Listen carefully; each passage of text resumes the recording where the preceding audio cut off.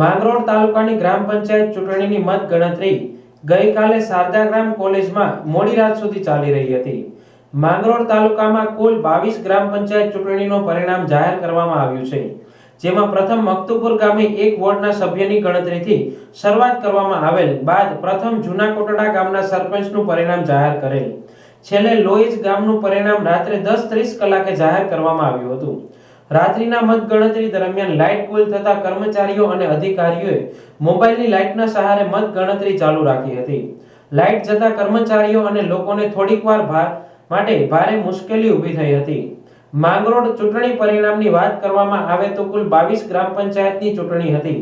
રહીજ ગામ પ્રથમ બિનહરીફ થઈ ચૂકી હતી અને બે ગામમાં માત્ર એક સભ્યની ચૂંટણી બાકી હતી, જેના પરિણામ બાદ પ્રથમ સરપંચના પરિણામ જાહેર કરાતા જૂના કોટડા ગામે રેખાબેન નરસિંહભાઈ ખેર, માનખેત્રા ગામે અમીષાબેન પુંજાભાઈ કરમટા, શકરાણા ગામે સરવણભાઈ મેણસીભાઈ પટાટનો સરપંચ તરીકે વિજય થયો છે, જ્યારે ચિંગરિયા ગામે શાંતાબેન કારાભાઈ સાગરકા સરપંચ તરીકે 405 મતે વિજય થયા છે, જ્યારે ચોટેલી વીડી ગામે ગોવિંદભાઈ રામાભાઈ ચાવડાનો સરપંચ તરીકે વિજય થયો છે.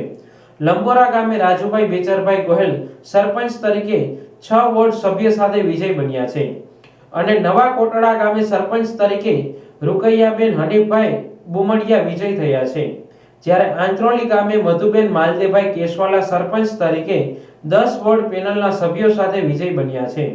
તો બામણવાડા ગામે પિયુષ કાનાભાઈ રામ સરપંચ તરીકે 450 મતે વિજય બન્યા છે.